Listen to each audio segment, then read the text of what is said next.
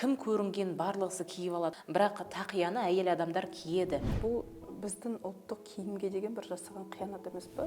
Қазірде бар, енді мына second hand дегендер бар ғой. Америкаға кеткен адам қалай біздің ұлттық киімді киіп жүр. Бұны арендаға алу дұрыс па? Мемлекет тарапынан да сәл шектеу қою керек. Тұрмысқа шыққан қыздар орамалды тағу қаншалықты міндетті? Ой, орамал тағып алған деп шымкентский тағы да бірдеме бір. Ой, басын биттеп кетеді. Енесі де өзі орамал тартып жүргені де дұрыс.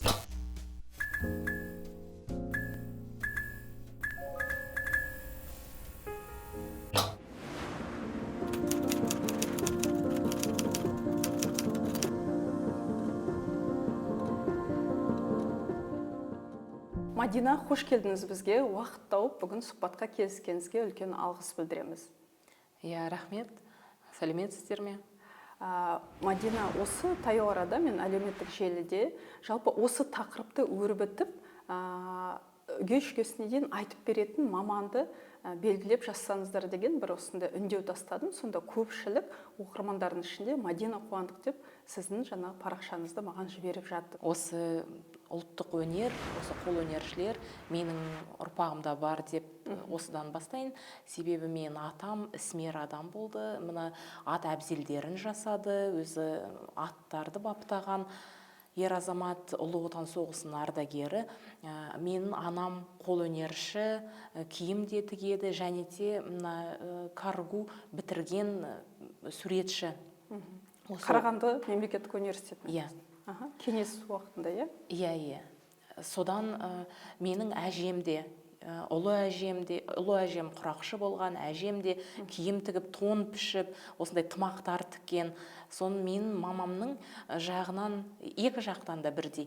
Сон менің анамның апасы, ол мына Югославиядан СНГ болған кезде, сол кезде Аляска осындай курткаларды тігіп, сондай танымал болған, және де осы мемлекет тарапынан оған 3 бөлмелі пәтер берілген. Содан осыны барлығысын көргеннен кейін бұл маған жат нәрсе емес. Бізде ауылда, мен өзім Ерейментау қаласынан, Енбек ауылынан боламын. Осы Енбек ауылында бізде 9 сыныпқа дейін ғана бар. 9 сыныптан кейін біз ары қарай қалаға кетеміз, немесе Ерейментауға, интернатқа деген сияқты. Сол кезде 9 сынып бітіргенде менің анам қарады, қай жерде қолөнершілерді дәріптейді екен, қай жерде тігінші мамандығын оқуға болады екен деп.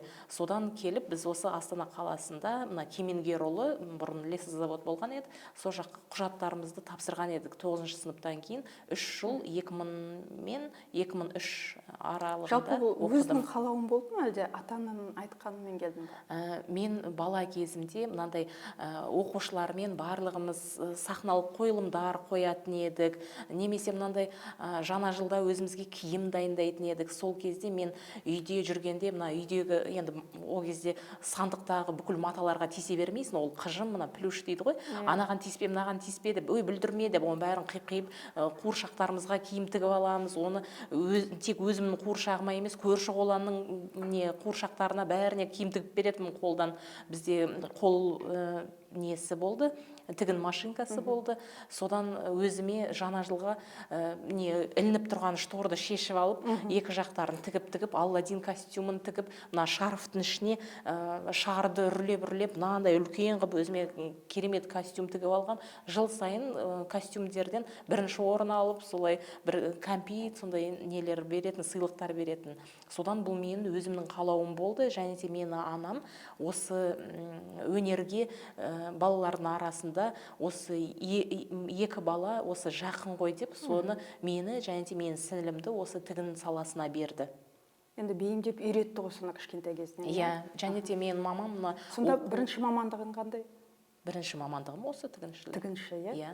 Екінші мамандығым психология. Бұл психология мамандығы, бұл маған тек қана осы неге ғана көмектеседі. Себебі мына адамдарды қандай түс таңдау, қандай да мысалы қалай айтады ғой қазір проявляция барлығысы, соны қалай өзін, мысалы киім, мысалы өзін ашық түрде, мысалы өзін қабылдау, және де осы өзі туралы киім қалай сөйлейтінін сол маған көмектесті.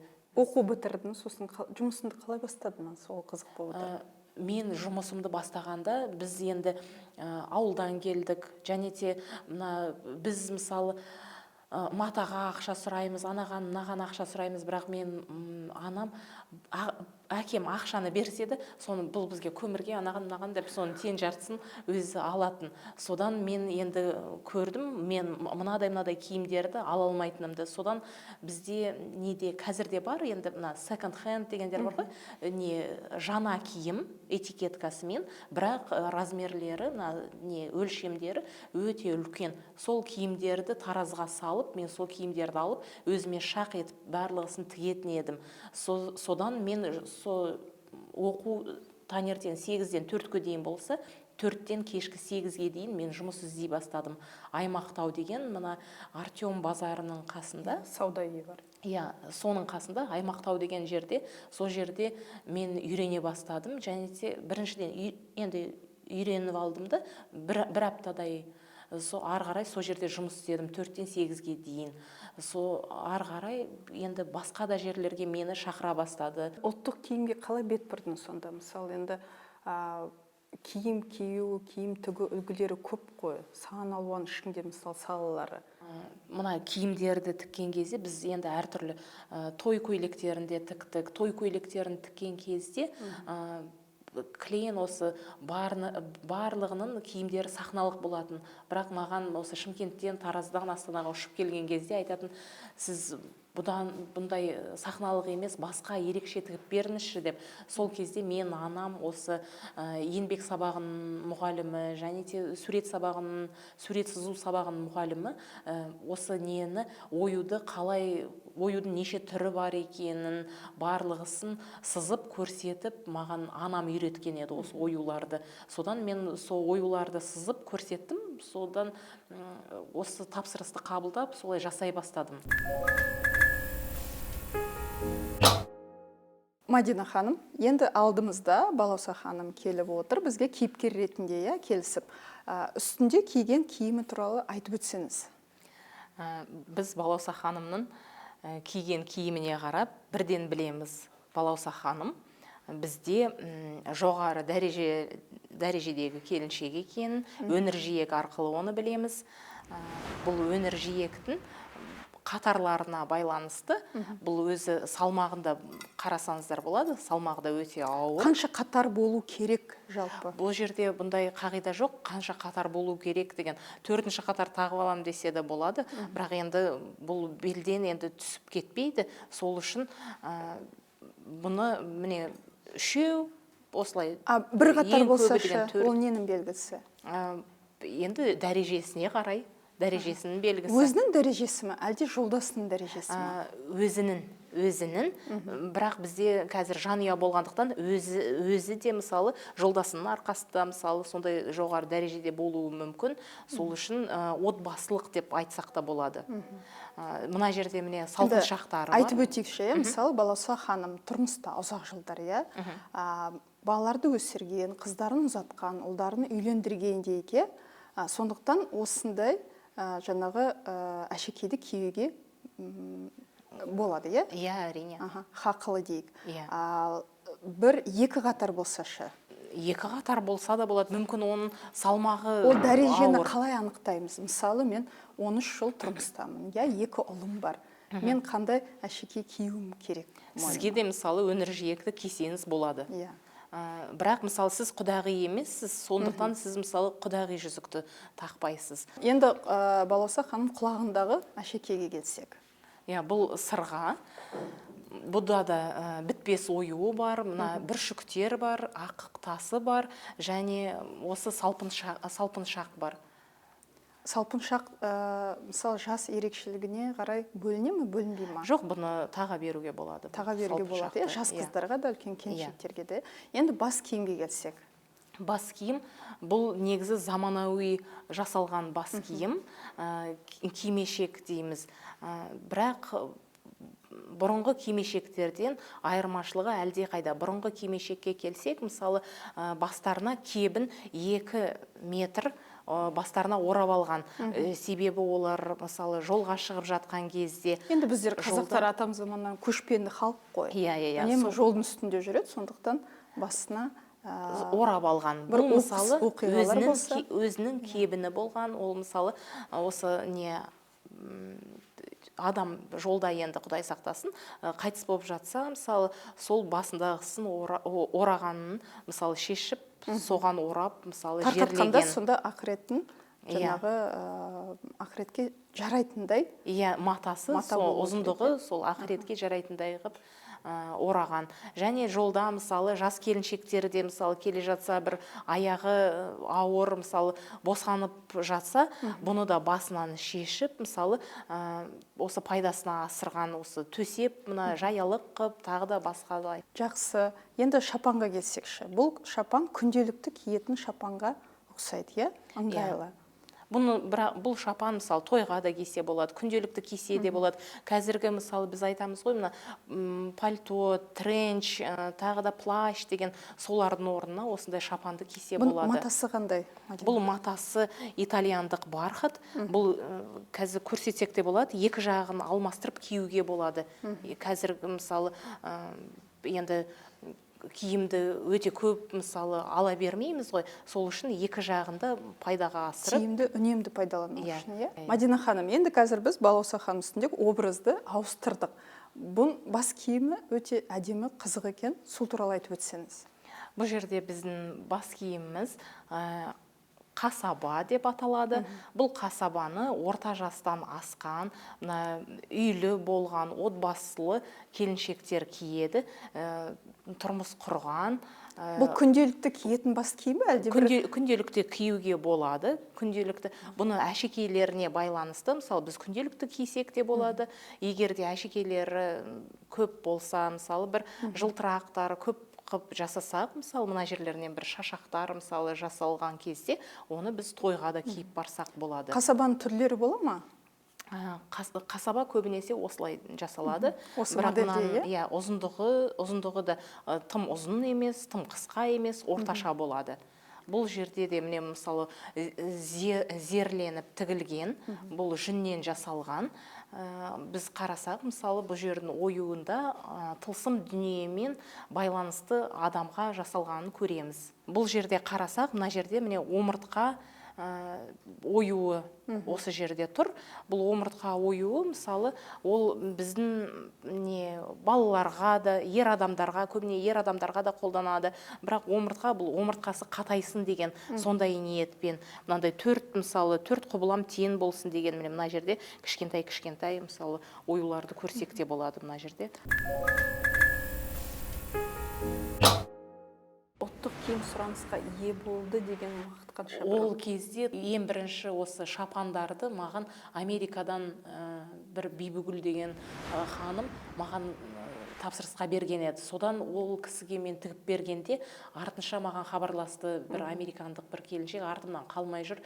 Нені осындай маған шапан керек, шапан тігіп беріңізші деп ойлағам, ойнап айтып жатыр ма деп. Бірақ қоймай қойды, сіз тігіп беріп, маған сізден алып кетеді, сосын мына жаққа салып жібереді деп сөйтіп айтқан еді. Соны мен айтам, сіздер немен киіп жүрсіздер, сол жақта ұлттық киіммен жүрсіздер ме деп. Маған енді қызық болды, Америкаға кеткен адам қалай біздің ұлттық киімді киіп жүр. Сөйтсем айтады, осы футболка, джинсы, шалбармен үстіне шапан киіп солай жүрміз дейді. Содан мен ол кісілерге тағы шапан тігіп бердім. Сол шапанға өзім қызығып, мен де дәл сондай шапан тігіп алдым да, сөйтіп дәл сол кезде маған клиенттерім тапсырыспен не берген еді. Японияның шапанын, Өзбекстанның шапанын, соны сұрадым, сіздер бұны қайда киін деп жатсыздар дедім. Японияның шапаны қолдан тігілген, оны баламен есік алдында ойнауға кием деді. Сосын ойланым, қандай? Мына өзбек шапан қайда киесіз деп сұрағанда айтты, мен Ауызашарға барып кием деді. Сосын ойладым, неге мен өз шапанымды тренч, анау басқа бір плащ тіккенше шапан киіп, неге мен шапанмен жүрмеске деп. Сода еш оюсыз, о кезде ою мынандай бүкіл жерде ою болып солай жүретін еді адамдар. сөйтіп мен өзіме оюсыз шапан тігіп алдым.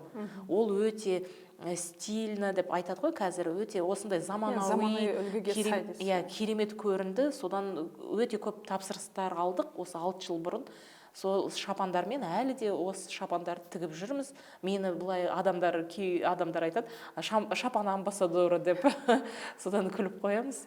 Ер адам мен әйел адамның сұрауы бірдей ма, сұранысы әлде әртүрлі ма? Әйел адамның сұранысы жоғарырақ, басымырақ. Ер адамдар міне соңғы кезде бізде осындай ұлттық киімді киіп шыққымыз келеді деп. Мен өзім мына неаполитандық және мына беспок оқыған едім. Ер адамдардың киімін, мына пиджак нелерін тігуді. Соны енді қазір біз ер адамдарға шапан тіге бастадық. Енді Мадина жасыратым жоқ, әлеуметтік желіні біраз қарап өтсем, мысалы бір үлкен оюлары бар, бір дөрекі көрінетін, бір көзге тартымсыз, сондай бір киім үлгілері ұсынылып жатады. Енді тігінші дизайнер ренжімесін, бірақ ол киімді күнделікті мысалы жұмысқа киіп, заманауи киімдермен алмастырып киюге келе бермейді мысалы көбінесе. Сен ойың қалай? Бұл біздің ұлттық киімге деген бір жасаған қиянат емес пе? Өкінішке орай, осы бізде мысалы сырмақтың, текеметтің бетіне түсіретін оюлар осы киімге де шығып кетті. Бұл деген қазір де бар, солай? Әрине, қазір де бар. Ол өте дұрыс емес. Ол оюды қарау керек. Бұрын мысалы мынандай оюлармен тек осы хандар, абыздар жүрген. Қазір мысалы бұны кім көрінген барлығысы киіп алады. Бұрын мысалы оюлармен адамның кім сенің алдында тұрғанын көруге болатын еді. Оның жасын, жалпы әлеуметтік жағдайын, соның барлығысын тек оюлармен ғана айтатын. Оюлар мысалы ол бәрі үнсіз дүние емес, оның барлығысы сөйлейді. Мына киім мәселесі де мысалы оюдан бұрын мысалы қыздардың, мысалы қыз келіншектердің киімдері де тақияны әйел адамдар кимейді деп үйтіп жатыр, бірақ тақияны әйел адамдар киеді. Енді сонда да Мадина тақияны қазір мысалы егде жастағы ақсамайлы бір аналар да киіп жатады. Қаншалықты дұрыс бұл? Ол енді өзінің статусын сәл түсіріп жатыр. Себебі бұрын тақиялар мысалы шлем дейді ғой, мына соның астына киген киізден жасалған еді. Содан мысалы қазір екі бас киім киюге болмайды дейді. Бұрынғы біздің ата-бабаларымыз екі бас киімнен де кие берген. Тақияның үстіне бөрігін осы барлығысы сөйтіп кие берген. Жас ерекшелігіне байланысты мысалы келіншектер мынандай орамал таққаны. Тұрмысқа шықпаған мысалы жас қыздар не киеді басына? Олар тақия киеді. Тақия киеді. Жас өспірім қыздарша? Үкілі тақияларды киеді, зер тақия киеді, маржанды тақия киеді. Бұл үкі дегеніміз олды барлық осы құстардың арасында осындай жын пері, Алла сақтасын, сондай нәрселерден сақтайды деп айтады. Сол үшін тіл көзден сақтайды. Балалы болған қыз келіншектерге үкілі тақия киген дұрыс па? Жоқ, олар үкілі тақияны кимейді, себебі олар от анасы, олар өздері де мысалы дұғаларын барлығысын айтып, баталарын айтып, тіл көзден мысалы сақтайтындай сондай дәрежеде, және де олар жаулық киеді, кимешек киеді. Осы нені жаулықты кигенде ол қазір мынандай қарасам, интернетте маған жіберіпті, осындай сіз тігесіз бе, накидка дейді. Накидка баланы емізген кезде былай жауып қоятын. Мен соны айтам, біздің ата-бабаларымыз қандай, мысалы аналарымыз дана халық болған, қалай білген осының барлығысын. Жаулықтарда қысқа болады, мына күнделікті тұрмыста ыңғайлы етіп, мынандай нені салбырап түсіп кетпесін дегендей жаулық мына омырауын жауып тұратындай, баласын емізген кезде сырт көзге мысалы дөрекі көрінбеу үшін де, және де ешкімге де көрсетпеген бұны, бұл айтады ғой қазір сакральный деп. Сол үшін баланы емізгенде де жеке шығып, онаша осы жаулықпен жауып қойып. Мадина, мысалы бүгін бізге Ағажайық пен Маржан келіп отыр қонаққа, анасы мен баласы дерлік. Бұлардың үстінде не кигіздіңіз, соны айтып өтсеңіз? Бұл бізде қазір көрсетіліп жатқан тойға, мысалы, бір тілашар тойына мысалы баратын болса, тойға осылай бірге айтады ғой, family look деп қазір ағылшынша. Отбасылық киім осылай кисе болады. Енді мысалы Маржанның жасы 30-тан енді асыпты. Бас киім бұл тұрмыста бірінші баласы бар деділік. Осындай бас киім киюге бола ма? Бұл бізде мынандай тойға негізі орамал тартқан жөн, бірақ біз аймақтың мысалы егерде қандай аймаққа байланысты солай кисек те болады. Бұл солтүстіктің келіні деп алайық мысалы, бұл жерде тақияны киіп, негізі көп келіндер негізі орамал тартқандары дұрыс. Бірақ біз бұл тойға мысалы орамалдың сыртына да тақсақ болады осылай тақияны. Сәнді етіп, иә? Сәнді етіп. Бірақ күнделікті өмірде осы киім киюге бола ма? Күнделікті киюге ыңғайсыз. Себебі бұл жерде оюларымыз бар. Мына оюлардың мағынасы қандай, Мадина? Осы бөлік оюды алсақ, мысалы, бұл бізде аққу мойын. Егер де осы жерін мысалы алсақ, осы бөлігін, бұл жерде бұл мүйіз, қошқар мүйіз оюымыз болады. Сонда мына жерде бірнеше ою өрнектелген, солай ғой, иә? Бұл сіздің жұмысыңыз? Иә, бұл менің шәкіртімнің жұмысы, Әсел деген келіншектің. Осы оюларды бірлестіріп, біріктіріп, осылай жасап берген. Бұл тұрмысқа шыққан келіншектерге салынатын ою. Әлде жас ерекшелігіне қарамай ма? Жоқ, жас ерекшелігіне қарамай сала беруге болады. Бірақ бұл мысалы ер азаматтардан қарағанда көбінесе әйел адамдарға салған дұрыс. Мысалы мен Маржанды бірінші рет көріп тұрмын дерлік, иә, Мадина? Мен мысалы Маржанның киіміне қарап, қалай білемін? Бұл кісі тұрмыста ма, балалары бар ма, жоқ па, немесе тұрмысқа шығуға дайындалып жүр ма? Айтып өтсеңіз. Қараңыз, мына жерде мысалы Маржанның қолындағы біз сақинаға қарасақ, бірден көзіміз түседі. Бұл жерде отау жүзік. Бұл отау жүзікті ер адамның анасы, енді енесі Маржанның осы келініне тағады. Мына жердегі бүршіктер тұрмысқа шыққаннан кейін, иә? Иә, тұрмысқа шыққаннан кейін, үйіне келін болып түскеннен кейін осы сақинаны қолына салады. Бұл отау жүзік. Мына жерде бітпес оюы бар, мына жерде бүршіктері бар. Бұл сіздің мысалы осы ұрпағым жалғасын, ұрпағым көп болсын деген мағынада жасалған. Және де осы көйлектің сәніне қарай біз мына жерде біле аламыз, Маржанның тағы да бір ұлы бар деген сияқты. Бірақ міне мына кішкентай қызға мысалы бұл қатысы жоқ. Кішкентай балаларға бірнеше қатардан жасай берсе болады. Себебі ол бала екені көрініп тұр, бұл сән үшін. Енді қазақтар бұрын әжелеріміз айтушы еді ғой, көйлек кигенде қыз бала өзін бір жаңағы жүгірістен, бір дөрекі қылықтардан сақтайды, иә? Бір әдептілікпен, инабаттылықпен, өзі жүріс-тұрысы да баяулап сөйтеді деп. Енді мына жерде отырған кезде де етегін қымтап отырады. Оның бәрі тәрбиенің бір жаңағы келе ғой, мына бұрылсақ, мына жерде біз көре аламыз. Мына жерде әдемі шашбау бар екен. Бұл туралы айтып өтсеңіз. Бұл шашбауды біз ауыр екен. Иә, салмағы сезіледі.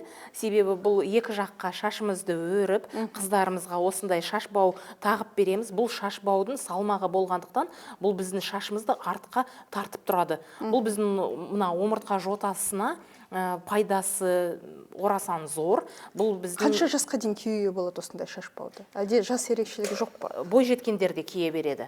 Мен кие аламын ба мысалы қазір? Негізі шашбау шолпы деп те бөлінеді. Негізі біздерге киген сәл ерісі көрінеді. Онда тұрмыс құрғандарға тұрмыс құрмаған қыздар кигені жөн. Бірақ егер де бұлай омыртқа жотасын түзеу керек десеңіз, сіздерге мысалы маған, сізге бұның салмағы әжептәуір үлкен болу керек. Сол үшін мына қыздарымызға осындай шашбауды таққан кезде мына жерде сыңғыры бар шашбаудың. Бұл біздің омыртқамызды түзейді біріншіден, екіншіден бұл мысалы сыңғыры естіледі. Анасы үйде ас әзірлеп жатқанда қызының мына шашбауының сыңғырлағынан естиді, бала қаншалықты алыс жақын жерде ойнап жатқан. Егер естілмей қалса, біледі, бала алыс ұзап кетті деген. Және те біздің мына сыңғырлағаннан мысалы баланың мінез құлқы да Байқалады, қалыптасады және те егер де шашбау қатты сыңғырласа мысалы бұл мінезі сәл шатақтау екенін білеміз. Егер де Енді шашбау шапшаң жүрсе, мысалы қазір ақжайық жүгіріп кетсе, мынаның бәрі сыңғырлайды қатты, иә? Иә. Сол кезде мысалы егер де баяу жүрсе, мінезі де көркем екенін білеміз. Мәдина, бас киімге қолданатын ою мен жаңа киімге қолданатын оюдың айырмашылықтары бар ма? Әрине бар. Бұны міне дәл осы музейден көрсе болады. Мына Абылай ханның шапанына қарасаңыздар, шеттеріне, мына етегіне, барлығысына ит құйрықтың, ол жалғыз мысалы танба, ит құйрық, оны бас киімге түсіруге болмайды. Сол жерде ит құйрықты белгілеп қойған. Ал қазір мысалы ит құйрықты төбеге де, арқаға да бүкіл жерге шығара береді. Соның қасына қосып бірдемелерді біріктіріп, бірақ ол мысалы қанша жерден де қойылып жатса да ол көрініп тұр, ол қай оюды мысалы салғаны. Бас киімге мысалы біздің тақиямыз екі бөліктен тұрады ғой, мына біздің қоршаған адамдар және де төбесі, әр киімді тіккен кезде біздің аналарымыз батасын айтып тігіп отқанда, айтқанына балам мысалы аман есен осы әскерге кетіп жатыр ма, жорыққа шығып жатыр ма, аман есен келсін деген. Сосын бұған түстерді де қолданған. Қызыл түс мысалы ол өмірдің мысалы символы, және де бізге күш қуат беретін, сондай бір қалып қалмасын, бір ауырып жатса осы аяқтан тұрсын деген сондай бір мағынада осы қызыл осы оттай жансын деп, бағы ашылсын деген сондай нелермен мысалы мағынамен тігілген. Мәдина, бұрын енді әжелеріміз айтып отыратын, ер адамның киімі ашық түсті болмау керек деп. Қызыл, жасыл, көк, сары түстерді қолданбайды деп негізі шапандарға, ер адамдарға қаншалықты дұрыс? Мынандай мысалы ер адамға мынаны қолдануға болады, мынаны болмайды деп кесіп айта аласыз ба? Не қолданған дұрыс? Қандай түстерді қолданған дұрыс? Формасын, размерлерін ба, әлде оюлардың түрлерін айтып өтсеңіз? Қараңыз, мына әйел адамға негізі мына алтынды да киюге болады, иә? Мысалы, ол себебі әйел адамдар мысалы жарқырап жүру керек, жарқырап шығу керек. Және де ер адамдар әйел адамнан мысалы алады күш қуатты да барлығысын. Ал мына ер адамдарға мысалы табиғи түстерден мысалы кигені негізі абзал. Қоңыр. Иә, ол біздің мына жеріміздің мына қоңыр түсі, бұл сауыттардың да түсі, қоңыр түс мысалы, қоңыр деген сөзінің өзі керемет мысалы. Иә, қоңыр деген ол бір қою, қоңыр, сондай қанық мағынада. Сол үшін сол қоңыр, тағы да мынандай жасыл, мысалы жасыл, және де мынандай табиғатта жасылдың да түстері әртүрлі болады. Жапырақтар мысалы түстері басқа, және де соның барлығысын қанық түстерден емес, мынандай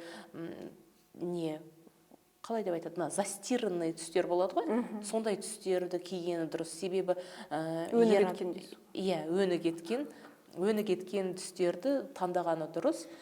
Себебі мынадай ер адамдарымыз онсызды, бұл қазақ па, ол қызу қанды, ол атқа мінеді, ол шабады, ол мысалы жай мына адай күйін тыңдаса рухтанатын сондай бір ер азаматтар. Сол үшін мысалы оны қызыл киіп, оны жауға шаптыратындай ондай емес. Бұл қоңыр түстен де көптеген күш қуат алады ер азаматтарымыз. Ал оюларға келсек, иә, оюларда бөлінеді. Мына ер азаматтарға мысалы әйел адамдарға түсіретін мына торсық ою, басқа да оюларды мысалы салмаймыз. Мына қызғалдақ, өсімдік тәріздес оюлар, олар көбінесе балаларға қолданылатын оюлар.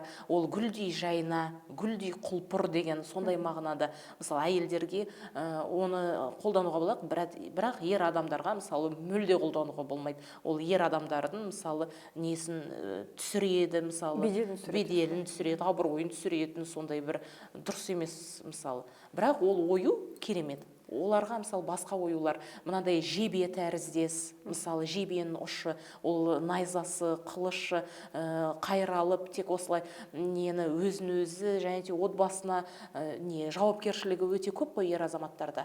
Сол үшін сондай оюларды қолданған оларға дұрыс. Мәдина, енді біздің сахнаға келейікші.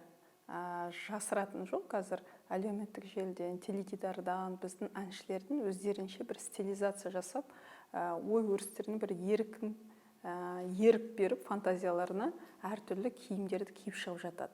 Мен көбінесе байқаймын, аяқ киімнен бастап ою салып алғанда бастарына батырдың дулығасында бір үлкен бөріктер киіп шығып жатады. Қаншалықты дұрыс бұл? Оларға қарап бой түзейтін жастар қарайды.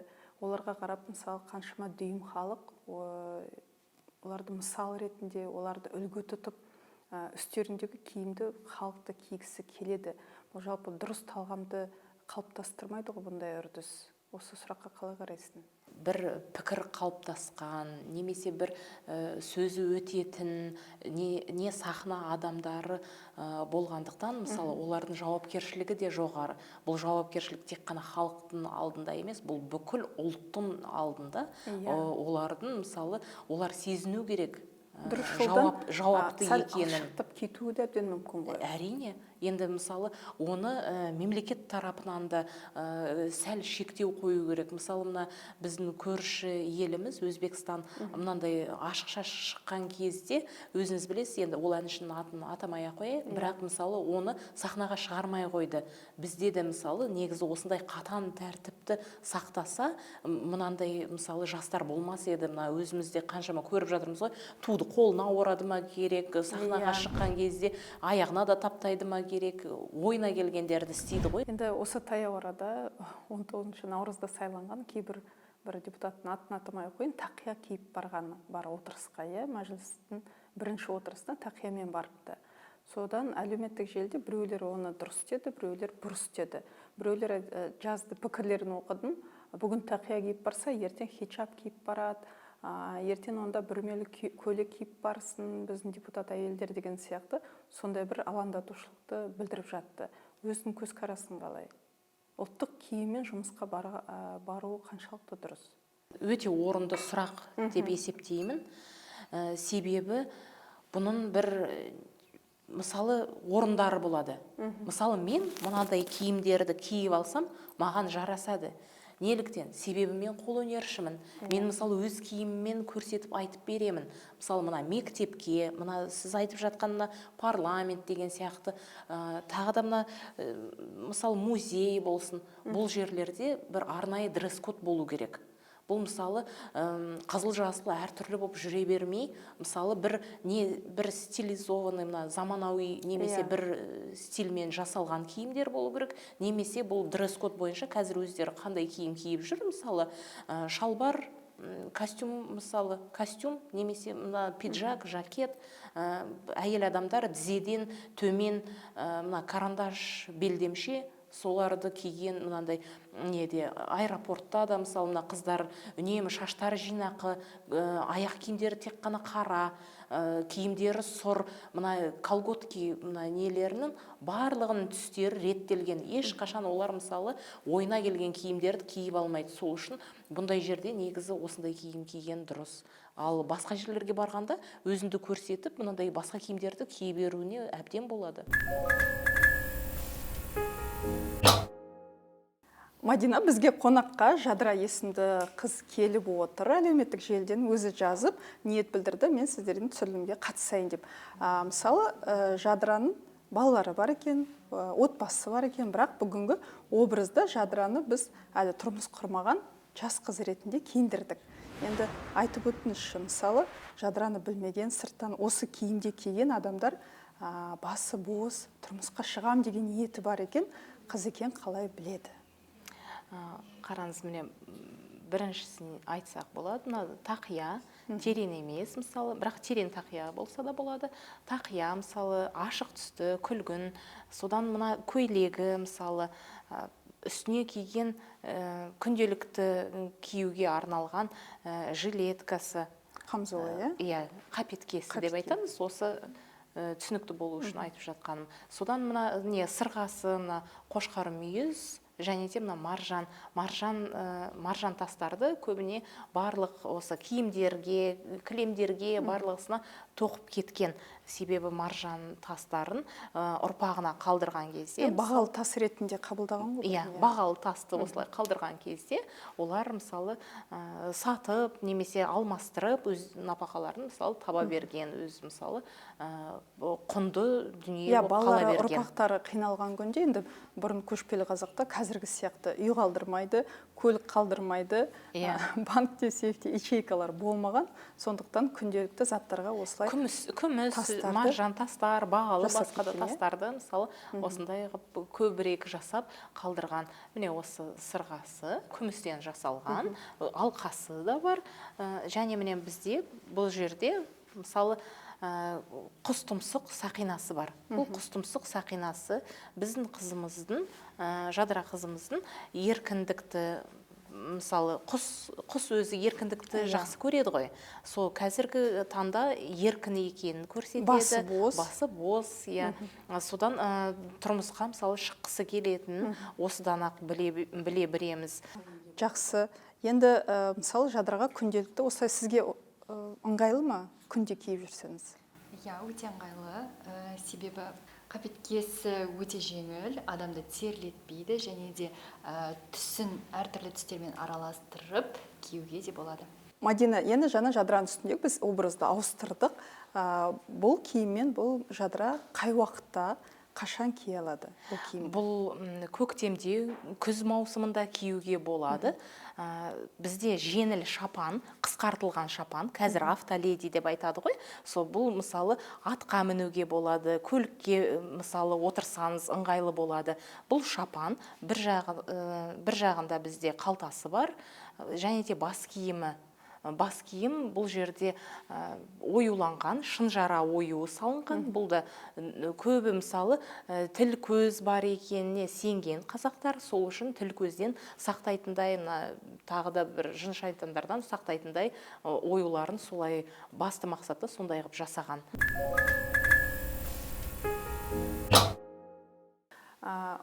Мадина, қазір ұзатылып жатқан қыздардың бастарына киетін киім үлгілері, жаңа бас киім үлгілері әртүрлі болып кетіп жатыр. Біреу айтады сәукеленің тым жаңа жоғары болғанын дұрыс дейді. Біреу айтады сәукеленің тым қымбат болғанын дұрыс дейді. Біреу жаңағы алтынмен, біреу күміспен әшекелеп жатады. Біреу жаңа қасаба киген дұрыс дейді. Мысалы мен ойлаймын, ол қасабаны жас тұрмыс құрып жатқан қыз балаға кигізуге болмайды деп. Осы орайда айтып өтсең. Қараңыз, мына сәукелені киген кезде сәукеле ол осыны әкесінің ер азаматтың барлық байлығын, жағдайын, тұрмысын, барлығысын көрсеткен. Сол үшін мысалы әкесі көбінесе ұлдарына емес, қыздары арқылы көрсете алған қанша үйір жылқысы бар. Отар қойы, үйір жылқысы, соны бір сәукеленің өзінде қанша килограмм алтын, күміс, құндыз бөрік барлығысын жағдайын шамасын көрсеткен дейсіз ғой. Сәукелеге барлығысына жасап берген. Сөзімді бөлейінші, мен ойымша, қазір енді прокат деді ғой, прокатқа алып жатады. Тұрмыс құрып жатқан қыздарға, ұзатылып жатқан қыздарға киімді толық арендаға алып жатады прокатқа бірнеше күнге, бас киіммен қоса. Одан ұзатылды ма, ол бас киімін қайтып апарып тапсырады. Оны басқа қыз киеді.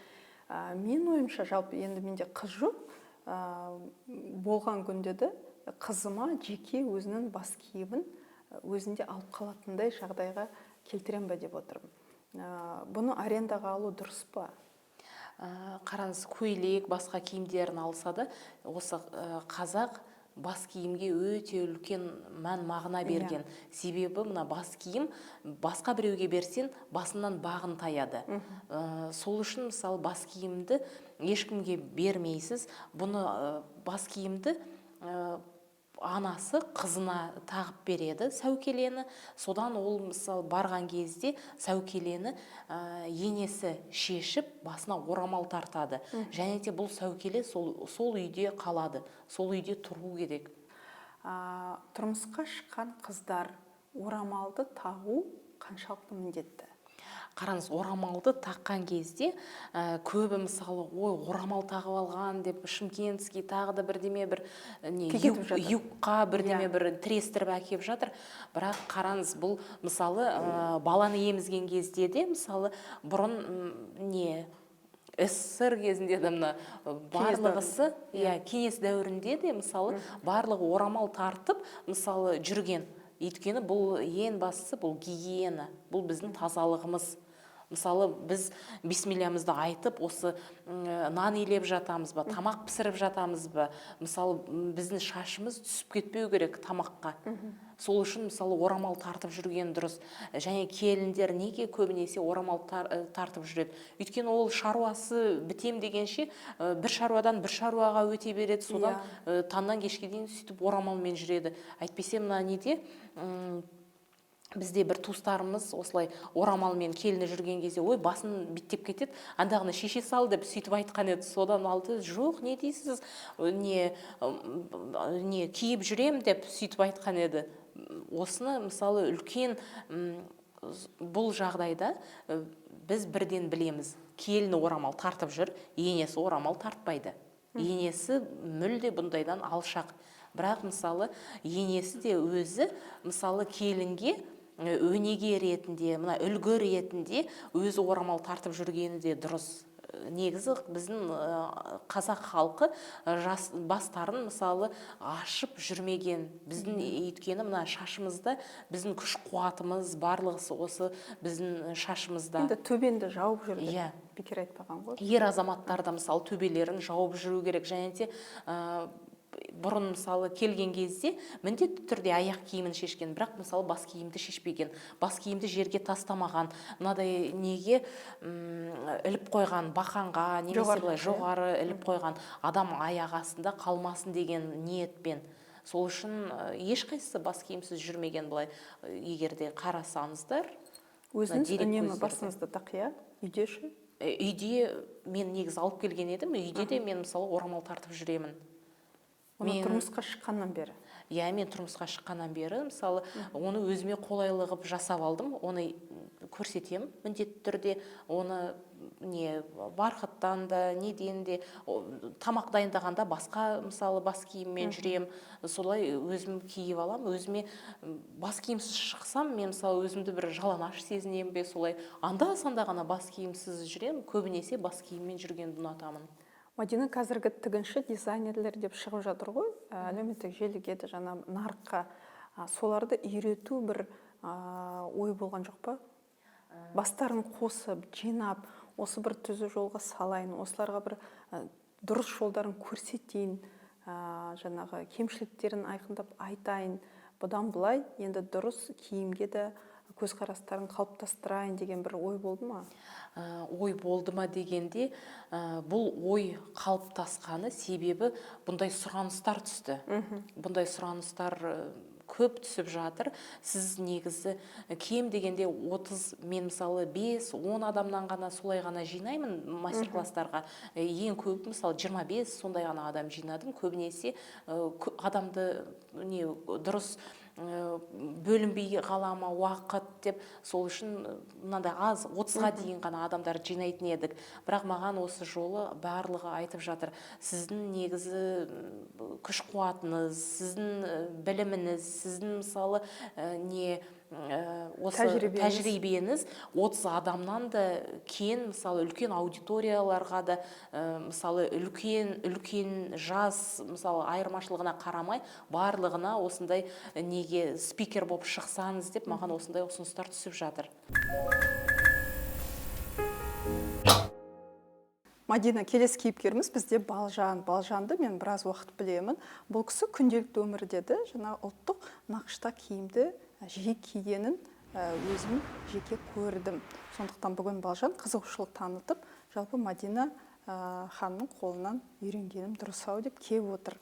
Енді Балжан үстіндегі киім туралы айтып өтсеңіз. Бұл жерде бізде шапан, сұр түсті. Бұл шапанның ерекшелігі, бұны екі жағында киюге болады, және де мына жерде қолын былай қайырып қойсақ, мысалы біз жұмыс істеген кезде, мысалы жеңін былай түріп қойсақ та болады. Бұл күнделікті киюге қолданылады. Күнделікті киюге жарамды. Иә. Бұл да итальяндық бархаттан жасалған, іші мақтадан ауа өткізеді, және де жеке белдігі бар. Бұл жерге қалта жасасақ та болады. Бас киім, бұл күнделікті біз кимейміз. Бұл бізде бас киіміміз жүрген кезде сыңғырлап, бұл негізі үлкен келіншектер емес, жастардың көбіне киетін бас киімі болып есептеледі. Бұл жерде де міне шашбауы да мынандай салпыншақтарымен, бұл да біздің осы жас қыздарға арналған шашбауымыз болып есептеледі. Бірақ бұны шашбауып та емес, шолпы былай шашпен өріп жіберсе де болады. Және де мына мойындағысы да тұмардың белгісі, сырғасында осы торсықтың белгісі және осы салпыншақтармен өзара байланыстырып кие беруге болады. Мадина, біз балжан үстіндегі киімді ауыстырдық, иә? Бұл жалпы мен де осылай киінем, күнделікті өте ыңғайлы, тақия да кием, осында шапан да кием. Бұл шапанның сонда түрлері дизайнердің өзіне байланысты ма? Мысалы, мына жерде бірнеше матаның бірлесіп жасаған көріп тұрмын. Иә, бұл жерде біздің матамыз астарланбаған, астары жоқ, жұқа, жеңіл, 4 маусымда да киюге ыңғайлы. Бұл жерде біз гусиный лапки дейді, қазіз, ол Зефи брендпен бірге коллаборация жасап шығарғанымыз. Бұл ол кісі маған міне мына тоқыманы берді. Мен бұл тоқымадан осы шапанға осындай жасағанды жөн көрдім. Бұл лен матасы, ыңғайлы. Мысалы, көбі шалбардың сыртына киіп жатады. Бір қыз Алматыда, Жанар деген қыз алды. Ол мынандай қысқа шортымен де киді. Бірақ астында шорты бар екенін ешкім білмейді. Мен бұны жауып алдым да киіп жүрмін деп. Соны Қанша дегенмен, Мадина, бұндай шапанның жалпы тәрбиелік мәнінде зор болып тұр ғой, иә? Астында киген киімі қысқа ма, ұзын ба, сырт көзге көрінбейді. Мысалы, бір ерекшеліктерін, артықшылықтарын, немесе кемшіліктерін қыз баланың жасырып тұрады, иә? Сондайда бір жақсы тәрбиелік мәні бар. Бас киімге келгенде? Бұл бас киім, егер қателеспесем, Аида Кауменованың бас киімі, себебі бұл мата принті сол кісіден көрген едім. Бұл бас киімде өзі егер қыс мезгіліне болса жарайды, егер де жаз мезгіліне болса сәл жұқалау алғаны дұрыс, себебі басы терлемейді, сондай жеңіл болады өзіне.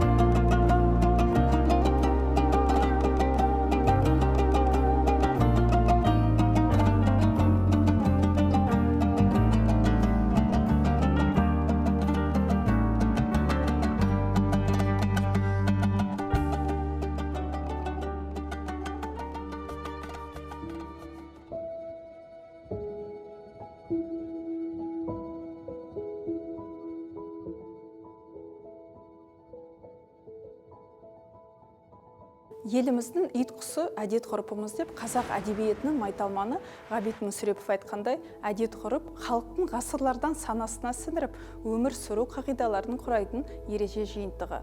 Ұлттық киім алуан түрлілігімен, өзгешелігімен, астарлы ақиқатмен таңғалдыратын әлемдік деңгейді жаулап алуы әбден мүмкін. Ұлттық киімнің мәңгілік әрі мәнді жасауы әрбір қазаққа байланысты. Қазынамызды ұлықтай білетін ұрпағымыз көбейсін.